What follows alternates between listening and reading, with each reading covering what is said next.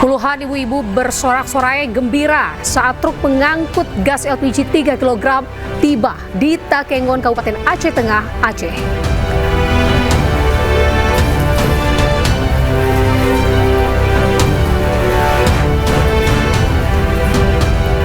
Warga Kecamatan Bintang, Aceh Tengah harus membuka jalur secara mandiri untuk menjemput bantuan.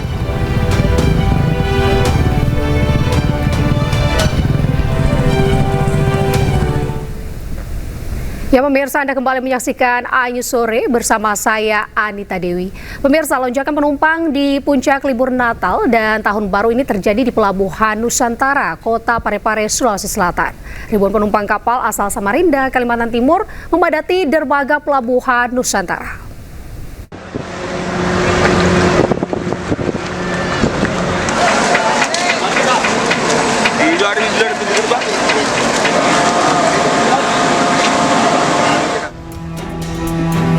Kepadatan penumpang kapal terjadi di Pelabuhan Nusantara, Kota Parepare, Sulawesi Selatan, Selasa siang. Sebanyak 5.563 penumpang tiba menggunakan 4 armada kapal yang berasal dari sejumlah wilayah di Kalimantan. Penumpang kapal yang tiba saat ini didominasi oleh para wisatawan yang akan berlibur ke sejumlah wilayah di Sulawesi Selatan, seperti Kota Makassar. Salah satu penumpang kapal pun mengaku jalur angkutan laut ini menjadi alternatif karena kehabisan tiket pesawat untuk rute Samarinda-Makassar. Liburan. Berapa rencana berapa lama liburan? Semingguan. Kalau suasana di atas kapal gimana Ibu? Sudah mulai padat atau gimana? Kalau penumpang nggak terlalu banyak. Terus suasananya ya cukup lumayan ramai. Karena rencananya sih mau pakai pesawat, pesawatnya full book, jadi makanya kapal. Hingga puncak libur Nataru ini, total hingga hari ini penumpang kapal yang tiba di Pelabuhan Parepare mencapai 11.791 orang. Dari Parepare, Sulawesi Selatan, Erwin Eka Pratama, iNews melaporkan. Pemirsa, 2 hari jelang Natal, puluhan ribu kendaraan padati gerbang tol Paster pada Selasa siang. Terjadi antrean panjang dari gerbang tol hingga kawasan Jalan Arteri Bandung. Kemacetan terjadi di area tol Paster, Kota Bandung, Jawa Barat, 2 hari jelang perayaan Natal. Penumpukan kendaraan sudah terjadi di gerbang tol Paster menuju kawasan Jalan Arteri Bandung. Dari data Jasa Marga, jumlah kendaraan yang masuk Bandung mencapai 36.638 kendaraan atau naik 12,8% dari lalu lintas normal. Diprediksi puncak arus libur Natal akan terjadi pada sore nanti hingga esok hari. Mengingat libur panjang akan berlangsung pada tanggal 24 mendatang.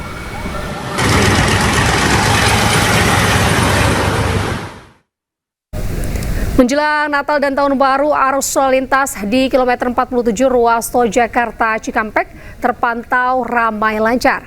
Hingga saat ini belum terjadi penumpukan kendaraan. Ruas tol Jakarta Cikampek, tepatnya di kilometer 47, mulai ramai dipadati kendaraan pribadi. Kenaikan volume kendaraan terjadi akibat momen Nataru dan libur anak sekolah. Meskipun terjadi peningkatan, arus lalu lintas di kilometer 47 masih terpantau ramai lancar. Polisi sudah menyiapkan rekayasa lalu lintas yang bersifat situasional.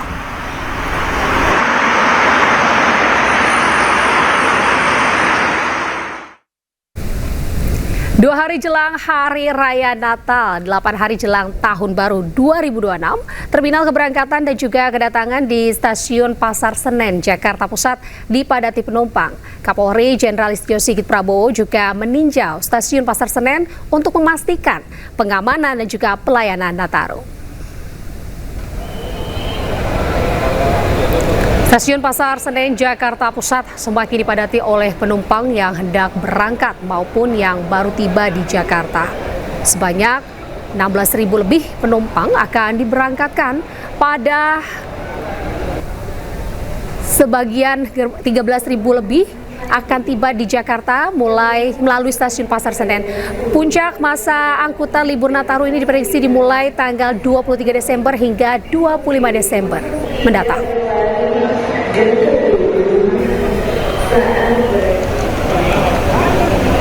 Sementara itu, Kapolri Jenderal Polisi Listio Sigit Prabowo meninjau stasiun Pasar Senen Selasa siang. Kunjungan dilakukan untuk memastikan kesiapan pengamanan dan kelancaran pelayanan menghadapi arus mudik dan juga arus balik Nataru. Dalam kunjungannya, Kapolri juga sempat berkeliling dan berbincang dengan sejumlah penumpang yang akan melakukan perjalanan. Ingin memastikan bahwa manakala terjadi situasi yang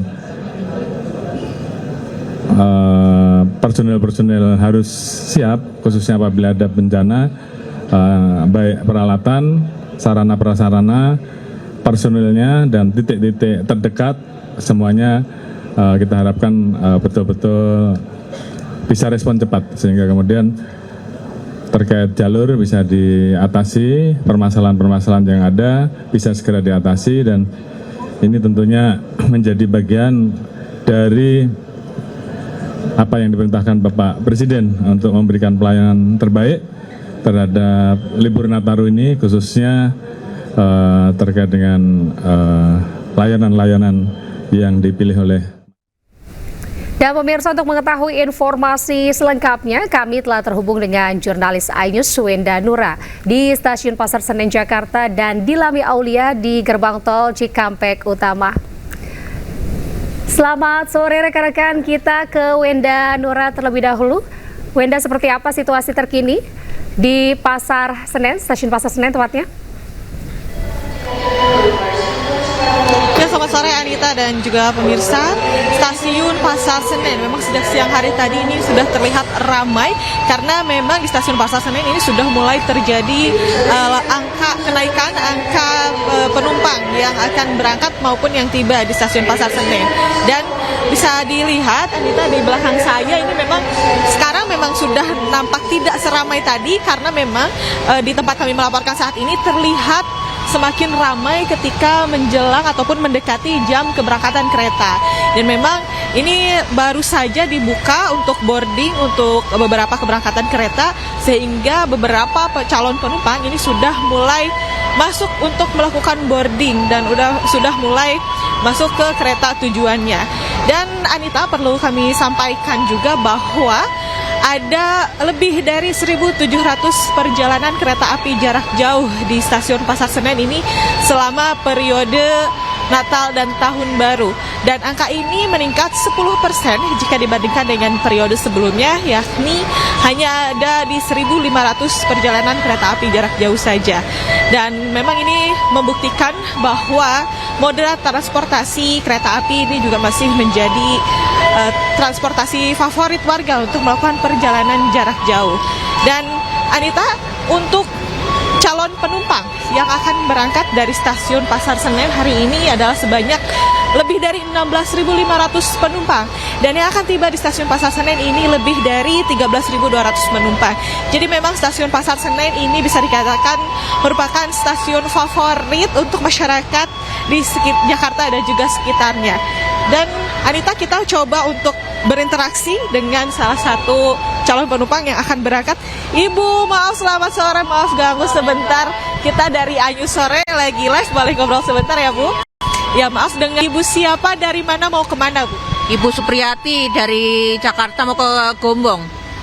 Ibu memang ini mau pulang kampung atau mau liburan aja Bu? Mau pulang kampung. Pulang kampung. Ibu boleh dong diceritakan kenapa sih memilih perjalanan dan milih dari Stasiun Pasar Senen berangkatnya Bu? Waduh, bingung gimana ya. Ya nyaman sih, enak, lebih nyaman, enak. Karena memang biasa pakai kereta api gitu tuh. Iya, betul, betul. Ibu kalau boleh tahu ini bawa oleh-oleh apa aja sih Bu untuk dibawa pulang kampung? Oh, ini brownie, bolen. Dibuka juga. Oh, enggak bolen. Babi ini Apa sih namanya sih? Apaan? Ini kue pie. Kue pie. Pie brownies. Brownies. Iya. Aduh seru banget Ibu, kayaknya ini banyak banget oleh-oleh yang dibawa untuk keluarga di kampung halaman gitu ya Bu. Ibu boleh tanggapannya juga dong Bu, ini kan stasiun Pasar Senen sudah ada banyak sekali perbaikan begitu ya. Gimana tanggapan Ibu soal fasilitas yang ada di stasiun Pasar Senen sekarang? Fasilitasnya bagus. Bagus. Apa ya? Ya. Pelayanannya juga bagus. Baik Ibu, terima kasih. Kalau gitu Ibu hati-hati di jalan, semoga selamat sampai tujuan ya Bu. Iya, Anita itu salah satu penumpang yang akan pulang kampung. Nampaknya seru banget ini, mereka sudah bawa oleh-oleh dari Jakarta untuk dibawa pulang kampung begitu. Dan memang Anita tidak hanya yang pulang kampung saja, namun juga ada banyak sekali tadi kami melihat juga ada yang keluar kota ini untuk liburan begitu.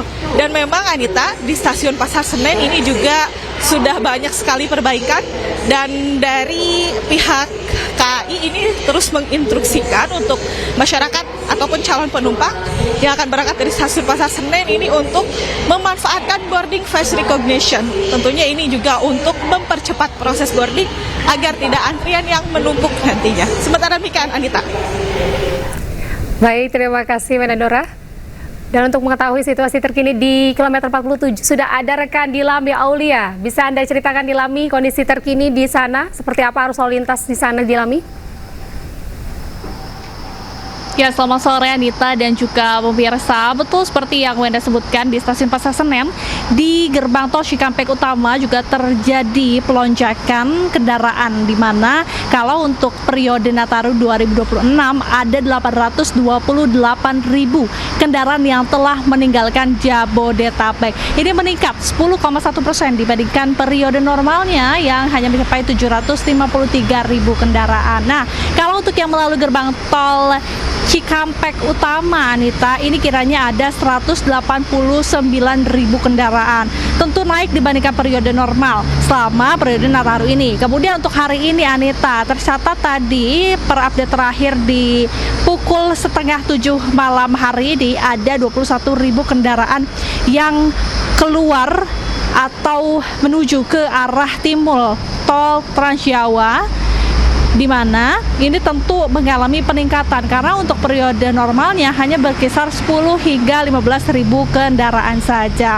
Selain itu kalau kami pantau secara langsung ya, kondisinya memang ramai lancar Anita dari kedua arah, baik dari arah ke Trans Jawa maupun ke arah sebaliknya. Dan juga Anita, kalau melihat dari PT Jasa Marga ini memberikan diskon tarif tol sebesar 20% pada 23 Desember 2025. Dan Anita, terakhir ya, kalau untuk berpergian jangan lupa untuk cek kesehatan, cek kendaraan dan juga cek saldo e-tol agar tidak terjadi penumpukan di gerbang tol saat tapping untuk keluar dan juga masuk tol. Kembali ke Anita. Baik, terima kasih Dilami atas informasi Anda. Selamat bertugas kembali, salam sehat selalu. Dan pemirsa, jelang puncak libur Natal dan Tahun Baru di kawasan Malioboro, Yogyakarta, ramai wisatawan. Mereka datang untuk berfoto dan berbelanja di kawasan legendaris tersebut. Salah satu rujukan liburan yang selalu dipadati wisatawan saat memasuki libur Natal dan Tahun Baru adalah kawasan Malioboro, Kota Yogyakarta. Malioboro menjadi favorit bagi wisatawan untuk bersuah foto mengenakan pakaian adat Jawa. Wisatawan dapat menyewa jasa fotografer untuk berkeliling, mengabadikan momen di lokasi ikonik ini. Mereka juga memburu beragam oleh-oleh seperti batik maupun kaos dengan harga terjangkau.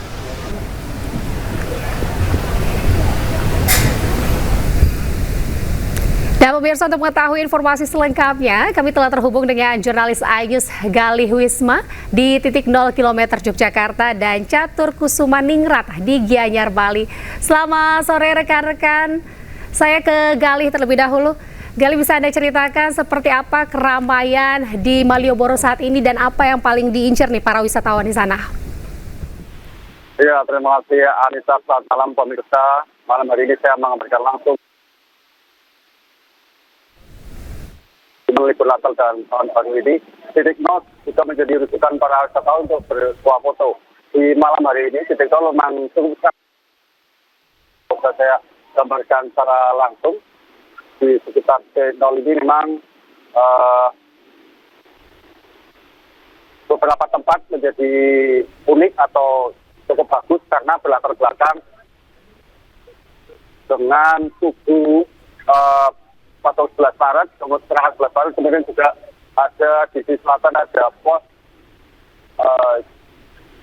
Indonesia, dan juga ini adalah titik gambaran titik 0, dan juga ada latar belakang gedung TNI atau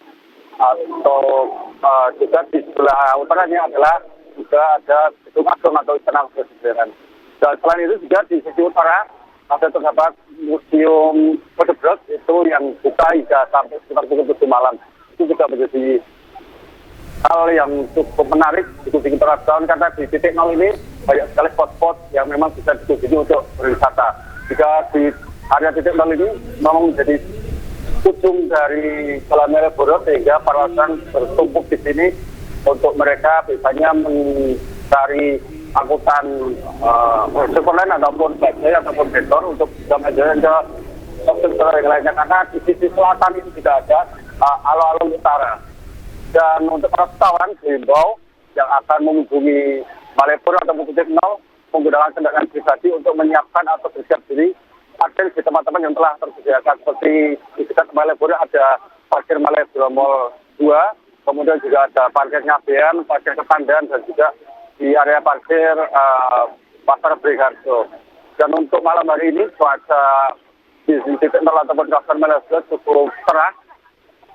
Namun biasanya di malam hari ini sering hujan, dan juga perasaan yang akan berlibur di Malioboro atau kawasan titik 0 ini untuk menyiapkan payung ataupun jas hujan.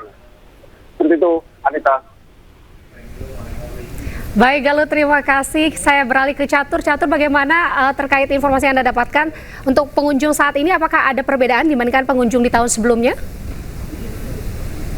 Baik, Anita, untuk di Provinsi Bali sendiri menjelang libur Natal tahun baru 2026 ini, kunjungan wisatawan memang mengalami penurunan. Namun hal ini merupakan penurunan secara yang sudah sering terjadi setiap tahunnya, di mana di bulan Desember kunjungan wisatawan di Provinsi Bali memang mengalami penurunan terkait dengan low season. Di mana dari data yang dirilis oleh pemerintah Provinsi Bali per Desember 2025 ini tercatat kunjungan wisatawan yang mengunjungi Provinsi Bali sampai dengan hari ini per hari 20.000 kunjungan.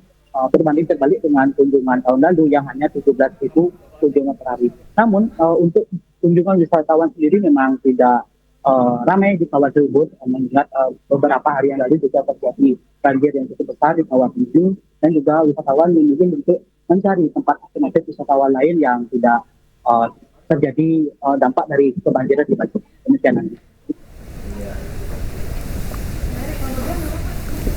Baik, terima kasih Catur atas informasi dari Anda. Selamat bertugas kembali. Salam sehat selalu. Baik pemirsa, untuk kita beralih ke informasi selanjutnya, sektor ekonomi kreatif ini terus menunjukkan taringnya sebagai mesin pertumbuhan ekonomi baru di Indonesia. Dalam laporan tahunannya, Kementerian Ekonomi Kreatif mencatat kontribusi sektor terhadap PDB nasional ini menembus angka 1.492 triliun rupiah.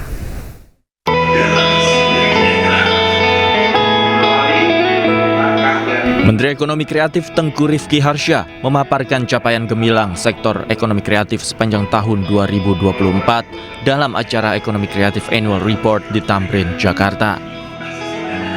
Capaian nilai tambah ekonomi kreatif tercatat mencapai 1.492 triliun rupiah atau tumbuh 5,23%. Tak hanya itu, ekspor produk aircraft juga menyumbang devisa sebesar 24,78 miliar dolar Amerika Serikat.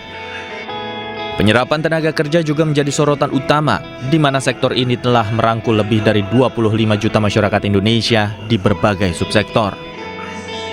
Menteri Ekonomi Kreatif Tengku Rifki Harsha juga menegaskan momentum Natal dan Tahun Baru mendatang harus dimanfaatkan sebagai etalase bagi para pelaku industri kreatif. Selama Nataru ini tentu